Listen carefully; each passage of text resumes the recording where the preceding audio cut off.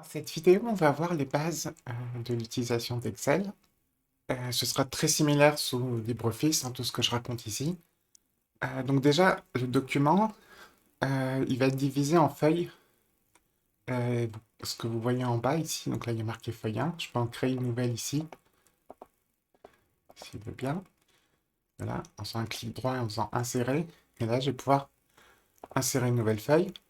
Les feuilles, au final, c'est un peu comme les onglets dans un navigateur web, c'est-à-dire vous pouvez passer de l'une à l'autre, etc. Évidemment, vous allez aussi pouvoir les renommer, les déplacer, euh, ce genre de choses. Donc là, par exemple, je vais mettre exemple. Voilà. Donc je peux passer d'une feuille à l'autre comme ça. À l'intérieur d'une feuille, vous allez avoir des cellules qui sont divisées en lignes et en colonnes. Les colonnes, elles sont numérotées avec des lettres, donc de A, B, C, etc. Et les lignes, ça va être des numéros 1, 2, 3, etc. Et donc chaque cellule va avoir comme ça un identifiant, on va dire, qui va être 1, B3, etc. Donc un peu comme à la bataille navale, on peut dire. Ça aura de l'importance, ça, quand on verra les formules. Voilà, donc quand vous cliquez sur une cellule, vous pouvez rentrer du contenu, qui peut être du texte, qui peut être aussi des numéros. Il faut faire un peu attention quand vous rentrez des nombres.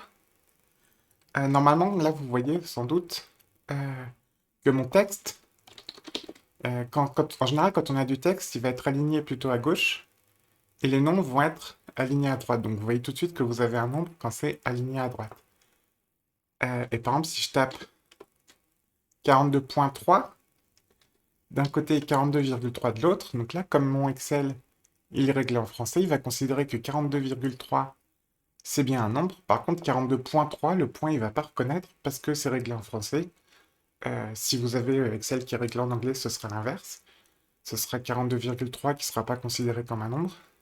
Euh, et ça, évidemment, après, si vous faites ce genre de choses, vous risquez après d'avoir des problèmes, notamment quand on verra les formules, etc. Puisque si vous faites la somme de ces trois cellules, bah, du coup, 42 et 42,3, ce sera bien additionné. Par contre, 42,3, là, ce ne sera pas additionné.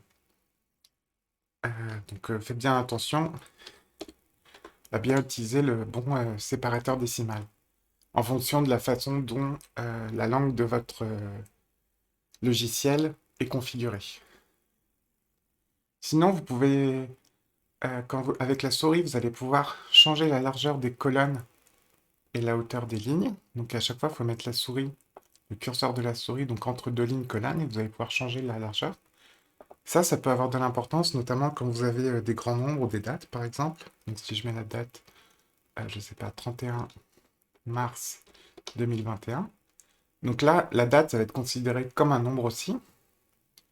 Euh, et puis si je mets une colonne qui est un peu trop petite pour afficher tout mon nombre, ou ma date, vous allez avoir parfois ce genre de choses qui vont apparaître avec des dièses, dièses, dièses, dièses, dièses, dièses. Donc si vous voyez ça, c'est pas grave. C'est juste que votre colonne est trop petite pour afficher l'intégralité du contenu. Et dans ce cas-là, vous pouvez juste élargir un peu votre colonne pour pouvoir tout afficher. Sinon, ben, les mêmes raccourcis classiques vont s'appliquer pour faire par exemple des copier-coller. Donc si je sélectionne 42 et que je fais CTRL-C, donc ça va me copier. Vous allez voir au passage, ça met votre cellule, ça va l'entourer avec comment ça s'appelle déjà, des tirets clignotants. Et je vais pouvoir la copier par exemple ici. Pareil, vous pouvez sélectionner comme ça plusieurs cellules et les copier à un autre endroit. Et si vous collez là où il y a déjà du contenu, ça va, a priori, supprimer le contenu existant. Donc faites un peu attention quand vous faites des copier-coller. Il y a une autre chose sur laquelle il faut faire un peu attention, c'est que pour sélectionner les cellules, typiquement, vous avez plutôt intérêt à sélectionner les cellules donc vers le milieu, en gros, quand vous avez le curseur qui ressemble à cette espèce de croix. Et là, vous allez pouvoir sélectionner donc comme ça tout plein de cellules. Par contre, si vous sélectionnez, enfin si vous cliquez avec le curseur en bas à droite, là vous allez voir que votre curseur de souris va changer de forme et ça devient une petite croix noire euh, qui va vous permettre cette fois-ci d'étirer. Et l'opération d'étirer va être assez différente, puisque là, vous allez plus pouvoir sélectionner un ensemble de cellules, mais vous allez pouvoir étirer la sélection. Alors, étirer la sélection, ça veut dire quoi? Mettons que, par exemple, que vous avez quelques cellules avec 1, 2, 3. Donc, si je sélectionne tout ça, je vais avoir sélectionné mes 3 cellules.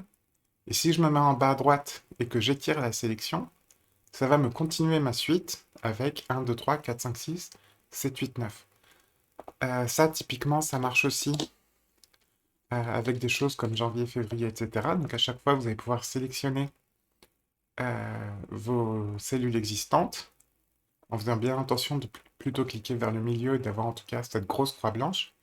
Et pour étirer, vous allez vous mettre en bas à droite de la sélection euh, et cliquer donc sur le coin en bas à droite et étirer en bas. Et là, ça va vous continuer en fait la sélection en suivant en fait la même logique que ce que vous avez déjà sélectionné. Et vous pouvez voir que ça va marcher, par exemple, si j'ai un 3 et que j'étire, que je sélectionne et que j'étire, a priori, ça va mettre 5, 7, etc. Ça va aussi marcher, je crois, pour les jours de la semaine. Donc, par exemple, si je commence uniquement avec lundi, logiquement, si j'étire ça, il devrait me mettre mardi, mercredi, jeudi, vendredi, samedi, dimanche. Ça, c'est une fonctionnalité qui est vraiment très utile quand vous avez à remplir des tableaux. Donc, par exemple, notamment, euh, je vais tout supprimer, voilà. Si vous avez à remplir, par exemple, si vous voulez remplir un tableau avec d'un côté des dates et de l'autre du contenu pour ces dates. Donc, par exemple, si je commence mon année au 1er janvier 2021, je vais pouvoir ensuite étirer ça et avoir comme ça mes dates qui vont se remplir. Alors, je pourrais faire ça pour toute l'année. Et comme ça, après, j'ai plus qu'à remplir la valeur pour chaque date. Alors, la valeur, ça pourrait être, je sais pas, le crédit, le nombre de pas que vous faites. Et en général, la fonction étirée, donc ça va marcher dès que vous avez un seul numéro. Et alors là, on voit, attention, on voit un peu un piège, donc un seul numéro, que vous allez pouvoir étirer et faire descendre. Le problème, c'est que quand vous avez qu'un seul numéro, en général, ben là, comme vous voyez, il va pas toujours savoir quoi faire exactement. Alors avec les dates, il m'avait continué automatiquement, mais là, avec les numéros, par exemple, il ne m'a pas continué 1, 2, 3. Donc dans ce genre de cas, moi, ce qu'il faudra faire, c'est initier la suite avec deux numéros, donc 1, 2, et puis là, on va pouvoir étirer, et il va me poursuivre avec 1, 2, 3, 4, 5, 6, 7. Voilà, alors à gauche, vous avez peut-être vu que là, maintenant, comme j'avais rentré des dates, ben, il considère toujours qu'il a des dates, et quand je rentre par exemple 1, ben, à la place, il va mettre 1er janvier 1900, et si je rentre 10, euh, il va mettre 10 janvier 1900. Alors, c'est un peu bizarre. Euh, et ce genre de choses, alors ça va être lié, donc quand vous faites un clic droit sur la cellule, avec les options de format de cellule euh, qui vont être définies, donc quand vous allez rentrer des choses dedans. Donc là, comme j'avais rentré une date à un moment, ben, il a décidé que ma cellule, elle serait au format date.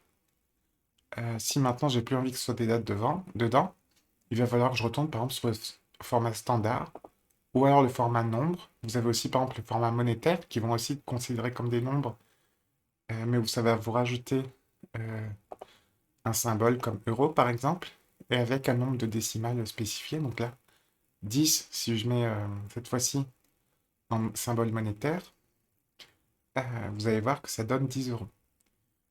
Et par ailleurs, ben, on voit que les dates, euh, Excel a une représentation interne qui va faire correspondre donc, le 10 janvier 1900 à 10. Donc en interne, il va coder ça comme 10. Euh, et donc ça aura peut-être de l'importance à des moments quand vous faites des conversions sur des dates. Vous risquez de vous retrouver en fait avec des nombres comme ça. Il faudra penser à remettre le formatage en mode date pour que ce soit clair. Vous pouvez sélectionner toute une cellule ou toute une colonne pardon, ou toute une ligne en allant sur la colonne en question par exemple et en cliquant. Une fois que la flèche devient une petite flèche, que le curseur devient une petite flèche vers le bas ou une petite flèche vers la droite pour le cas des lignes. Et ça va vous permettre par exemple de changer le format de cellule pour toute une colonne et de faire en sorte par exemple que toutes les lignes toutes ces lignes-là de ma colonne A, enfin toutes les cellules de la colonne A, soient dans le symbole monétaire avec des euros, par exemple. Je vais les mettre en euros, puisque là, il m'a mis symbole monétaire, mais sans unité. Donc, je vais remettre symbole monétaire, euro, voilà, et je vais faire OK. Et donc là, par exemple, si je rentre 3 dans ma nouvelle cellule, il va mettre que c'est 3,00 euros. Et l'intérêt d'Excel, évidemment, ça va pouvoir être de faire des choses avec ces cellules, et notamment des calculs automatiques. Et c'est là que les formules vont rentrer en jeu. Alors, pour rentrer une formule, ce que vous allez faire, c'est que vous allez commencer ici, soit dans la case ici, soit dans votre case ici, ça revient même, à taper quelque chose avec, à commencer en commençant par le symbole égal. Dès que vous avez en fait une cellule qui va commencer par le symbole égal, ça va vouloir dire que c'est une formule et que donc le calcul sera, en gros, la valeur de la cellule sera calculée dynamiquement et mise à jour automatiquement si elle a besoin d'être mise à jour. Donc par exemple, si là je mets est égal à 42, ça va m'afficher 42. Bon, alors là, vous allez me dire, ça n'a pas grand intérêt, mais évidemment, dans les formules, vous allez pouvoir faire des choses un peu plus intéressantes, comme par exemple mettre 42 plus 21, et du coup, ça va me calculer la valeur et me mettre 63. Et surtout, dans les cellules, vous allez pouvoir mettre des références à d'autres cellules. Donc, par exemple, si je veux faire la somme de ma cellule A1 et de ma cellule A2, je vais pouvoir mettre égal A1 plus A2. Et vous allez voir d'ailleurs, quand vous remplissez votre formule, qui va vous colorer en fait les cellules qui correspondent. Donc là, je vois que A1, ça correspond à cette cellule-là, qui est en bleu, et A2, qui est en rouge, à cette cellule-là. Et donc là, je peux calculer la somme de A1 et A2. Et je peux aussi, comme ça, calculer la somme de A1, A2 jusqu'à A3. Et puis, si je veux avoir la somme de tout ça, alors évidemment, je pourrais faire A1 plus A2 plus A3, plus A4, plus A5, plus A6, etc. Mais du coup, ça va devenir un peu long, donc pour ça, il va y avoir des fonctions. Les fonctions, ça va à chaque fois s'écrire avec la formule, enfin, ce sera avec la forme, le nom de la fonction, donc en l'occurrence somme, et entre parenthèses, les arguments, c'est-à-dire les paramètres que vous allez donner à cette fonction. Donc la fonction somme, elle va prendre comme paramètre un certain nombre de nombres. Et donc par exemple, je pourrais mettre A1, virgule A2. Non, c'est point virgule. A1, point virgule A2 pour que ça me fasse la somme de A1 et A2. Et là, ça me permettrait d'avoir euh, la somme, en fait, de A1 et A2. C'est comme si j'avais A1 plus A2. Et je pourrais rajouter A3, comme ça, et ça me rajouterait aussi A3. Alors là, bon, c'est intéressant, mais c'est euh, pas très intéressant dans le sens où il faut quand même que je rentre toutes mes cases une par une. Mais ce que je peux aussi faire, c'est non pas utiliser dire de faire la somme de plusieurs cellules, mais de faire la somme d'un intervalle de cellules. Donc pour faire ça, au lieu de mettre point virgule, je vais mettre deux points et je vais mettre jusqu'à A8. Et donc là, j'aurai la somme de A1, 2 points A8. Donc A1, 2 points A8, ça ne veut pas dire A1 plus A8, mais ce sera A1 plus A2 plus A3, etc. jusqu'à A8. Et vous le voyez d'ailleurs, quand j'ai écrit ma formule, ben, ça m'a sélectionné, enfin à gauche, ça m'a affiché donc toutes mes cellules ici en bleu. Et donc là, je vais avoir la somme de toutes mes formules ici. Et puis si je veux avoir la somme de toute une colonne, je peux mettre carrément somme de A de point A. Et là, ça va me faire la somme de toute ma colonne A. Donc voilà, les choses à retenir, c'est que donc déjà pour commencer une formule, il faut commencer par égal. Ensuite, pour faire référence à des cellules, vous pouvez taper les adresses des cellules, donc A1 par exemple. Si vous voulez faire si vous voulez séparer en fait plusieurs éléments, vous allez être A1 point virgule A8. Et donc là, on aura 1 d'un côté et A8 de l'autre. Et si vous voulez des intervalles, ce sera 1, 2 points A8 qui va vous sélectionner l'intégralité des cellules entre A1 et A8. Et ça, tout seul, ça n'a pas beaucoup d'intérêt. Donc ça, on va en général le passer à une fonction qui sera par exemple somme, si on veut avoir la somme de tout ça. Mais on pourrait aussi utiliser la fonction max, par exemple, qui va nous donner la valeur maximale qu'il y a entre 1 et 8. Et en l'occurrence, ce sera 10 euros. Alors comme ça peut paraître un peu compliqué parce qu'on se dit qu'il faut toujours rentrer les valeurs des cellules, enfin les adresses des cellules, taper les formules comme ça et qu'il faut tout taper au clavier. Mais en fait, une fois qu'on a commencé à taper, il suffit juste de commencer à taper égal. Et après, on va pouvoir, par exemple, je sais que si je veux une somme, je vais taper somme et le début de la parenthèse. Et ensuite, au lieu de taper 1, 2.8 et d'essayer et d'espérer que ça corresponde bien et que je ne me trompe pas, je peux juste sélectionner toutes mes cellules comme ça à la souris. Et si je veux faire la somme de 1 à 8 et puis celle de A10 ici, que je veux aussi additionner à 10 ici, ou même si je veux mettre moins un 10 ici, parce que par exemple, il y aura une réduction, je ne sais pas quoi, bah, je vais aussi pouvoir l'ajouter en cliquant. Et à chaque fois, vous allez avoir en fait, pour rendre les choses plus claires, dans votre formule, les nombres qui vont être identifiés, enfin les adresses de cellules qui vont être identifiées d'une certaine couleur, qui vont être représentées en fait dans votre document avec cette même couleur. Donc là, par exemple, si je mets 10 ou 8 dans ma cellule 8, bah, du coup, là, j'ai la somme de 1 à 8 moins à 10. Ah, donc là, par exemple, j'ai plusieurs colonnes où j'ai des, euh, comment dire, bah, des valeurs qui sont en l'occurrence en euros.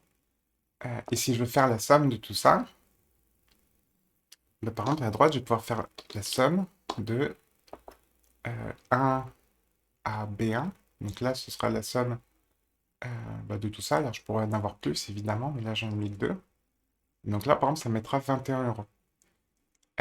Et ensuite, si je veux faire aussi la somme euh, en dessous de, bah, pour ces deux-là, donc de ces deux, pour cette ligne-ci, je pourrais évidemment retaper et faire égal somme et ensuite rechoisir. Mais ça va vite être long de refaire ça à chaque ligne. Donc à la place, ce que je peux faire, c'est sélectionner ma cellule et encore une fois, étirer comme j'avais fait en fait avec des valeurs classiques, mais étirer cette fois-ci pour ma formule. Et du coup, ça va me remettre ma formule à chaque fois sur chaque ligne, mais en adaptant. Donc là, par exemple, sur la première ligne, j'ai la somme de A1 à B1. En dessous, je vais avoir la somme de A2 à B2. En dessous, la somme de A3 à B3, etc. Jusqu'à ici, où ce sera la somme de A8 à B8. Et ça marche aussi quand vous faites des copier-coller. Donc si je fais la somme de A1 à B1 et que je copie-colle ici, ça va me copier non pas somme de A1 à B1, mais somme de A8 à B8.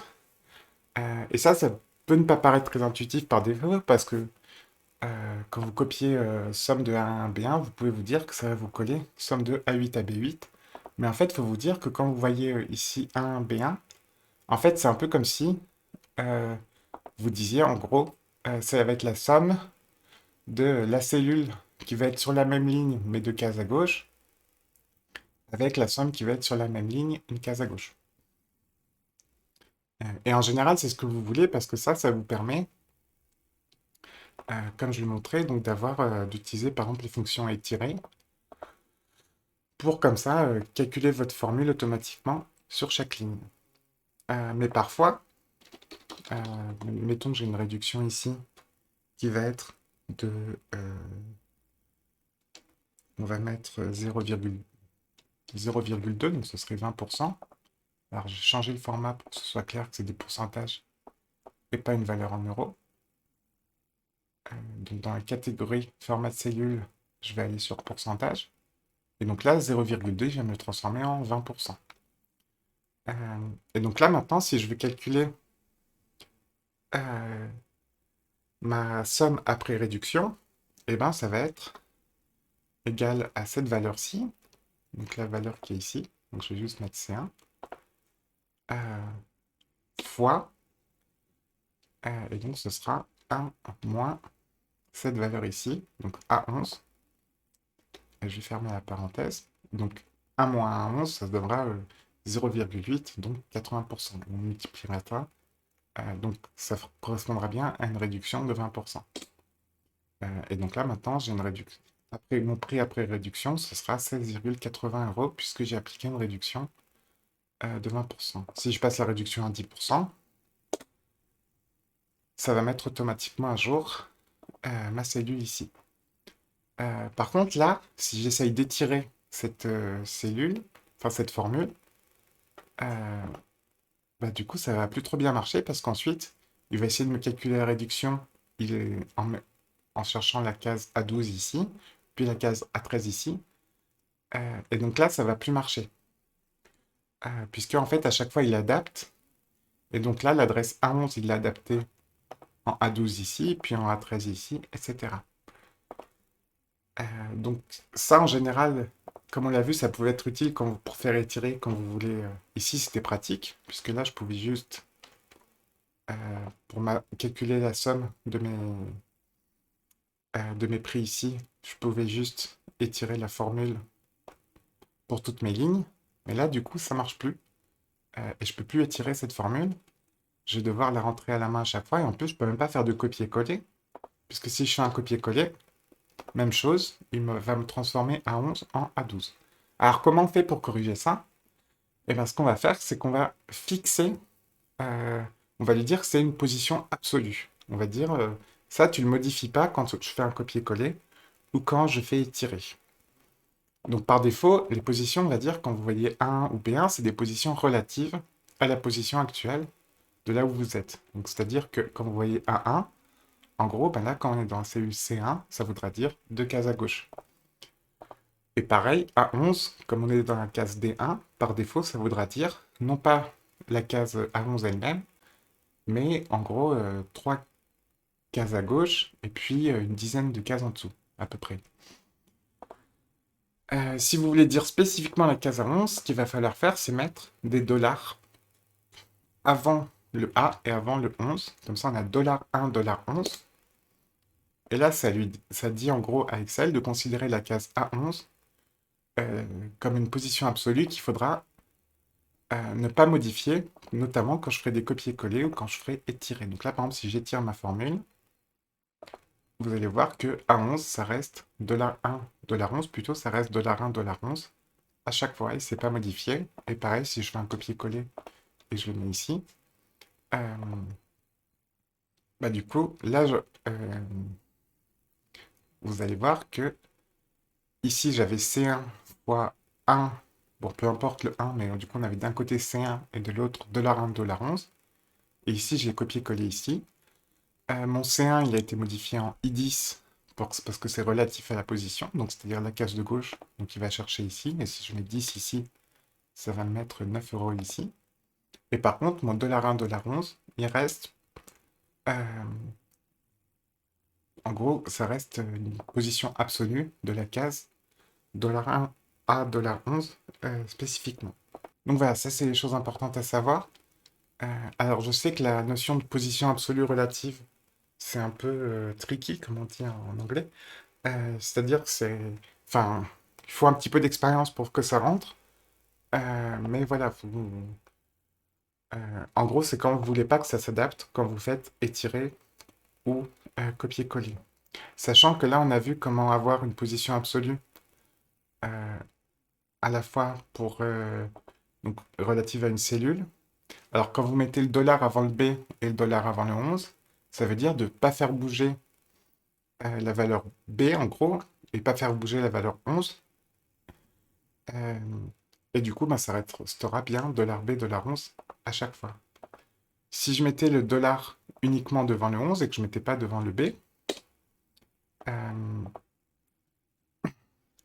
bah, du coup, ça ferait évoluer en fait, ça bloquerait, on va dire, uniquement la partie relative au nombre. Alors ici, ça ne changerait rien parce que ma partie B, elle ne change pas vu que j'applique ça verticalement. Mais par exemple, si je le tire vers la droite, bah, du coup, mon B $11 deviendrait C $11, etc. Et inversement, si au lieu de mettre $B $11, je mets $B et 11 sans le dollar. Du coup, maintenant, si j'étire vers le bas, ça va m'adapter à chaque fois mon 11 qui va devenir 12, 13, etc. Par contre, si j'étire vers la droite, ça va devenir, ça restera B, euh, ça restera B, et puis j'aurai 11, et puis là, si j'étire, ça va comme ça. Là, j'aurai donc $B12. En général, c'est rare que vous ayez besoin de fixer uniquement les lignes ou les colonnes. Donc vous pouvez juste vous dire, quand vous voulez une position absolue, vous mettez $2 à chaque fois.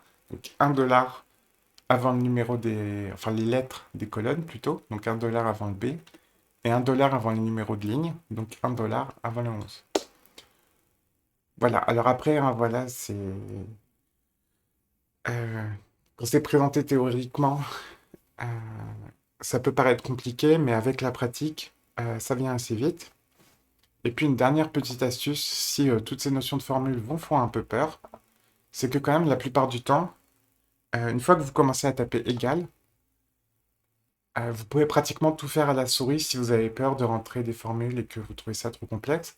Donc d'un côté, vous allez pouvoir sélectionner à gauche ici la fonction que vous voulez utiliser, donc par exemple somme, moyenne, etc. Donc par exemple, si je veux avoir le max d'un certain intervalle de cellules, ça va me proposer en fait, ça va m'ouvrir cette fenêtre et ça va me proposer de sélectionner un nombre 1, un nombre 2, etc. Et donc dans le nombre 1, je peux choisir. Donc là, je vais cliquer sur le petit bouton ici.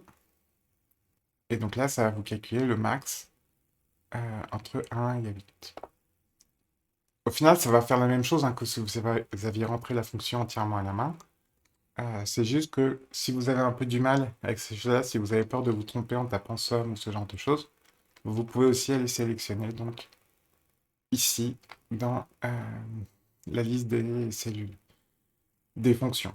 Et parfois, en fonction selon les différentes fonctions, vous aurez des choses qui vous aideront un peu.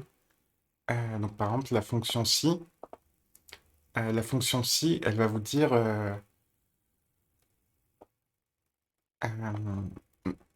ça va être conditionnel, c'est-à-dire que ça va vous afficher le premier résultat dans un cas et le second résultat dans un autre cas. Et l'idée, par exemple, de la fonction si, ça va être de vous dire, ben, si je vois que ici ma case 1 est supérieure à la case B1, ben, je voudrais afficher A, sinon je voudrais afficher B. Ça peut être utile notamment quand vous voulez décider, comme ça vous avez une liste, si c'est un score, vous allez pouvoir décider de qui est le vainqueur.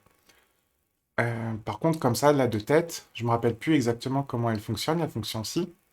Donc je pourrais juste taper si, euh, et là je peux avoir un peu d'aide ici, mais l'aide, ben, elle s'affiche, bon, on voit pas tout à l'écran. Donc je peux aussi commencer à taper égal et aller chercher dans mes fonctions ici, aller chercher la fonction si. Et donc là, je vais avoir quelque chose qui va être un peu plus clair. Euh, donc avec test logique, donc test logique, ça va être la condition. En l'occurrence, la condition, ce sera A1 supérieur à B1. Euh, la valeur si vraie, donc si A1 est supérieur à B1, ce sera, je vais écrire A, je vais mettre entre guillemets. Et la valeur si faux, je vais écrire B, donc c'est pareil, je vais mettre entre guillemets. Et donc après, je vais faire OK. Et donc là, ça va me remplir en fait ma fonction à la main. Et du coup, ça ressemblera à ça. Donc si entre parenthèses. Et donc le premier argument, ça s'appelle comme ça, c'est les arguments, ça va être ce qu'on met entre parenthèses aux fonctions. Donc le premier argument de la fonction si, ce sera la condition, c'est-à-dire 1 supérieur à B1, ou ça pourrait être 1 égale B1, ou ce genre de choses. Et puis les deux arguments suivants, ça va être donc le deuxième argument, ce sera la chose le contenu de la cellule, que va être la cellule si la condition est vraie. Euh, et la troisième valeur, ce sera le contenu si la condition est fausse. Et donc maintenant, je peux étirer comme ça ma formule. Et donc ça va m'afficher B quand B est supérieur à A et A quand A est supérieur à B. Voilà, donc ça c'est un petit exemple de la fonction si. Et c'est surtout pour vous dire que si vous ne vous rappelez pas par cœur de la tête comme ça de la fonction si, bah, vous pouvez aussi aller ici, donc commencer à taper égal et chercher dans les fonctions ici, et ça vous donnera un peu d'aide. Et vous avez aussi un peu plus d'aide. Si là, comme ça vous paraît obscur, vous pouvez cliquer sur aide sur cette fonction, et ça vous affichera l'aide dans une fenêtre de votre navigateur en l'occurrence. Et ça vous donnera un peu plus d'aide. Donc voilà, la fonction aussi est l'une des plus populaires dans Excel. Alors, ça, je ne sais pas si ça vous aide beaucoup. Mais en général, vous allez trouver donc la syntaxe et puis des exemples.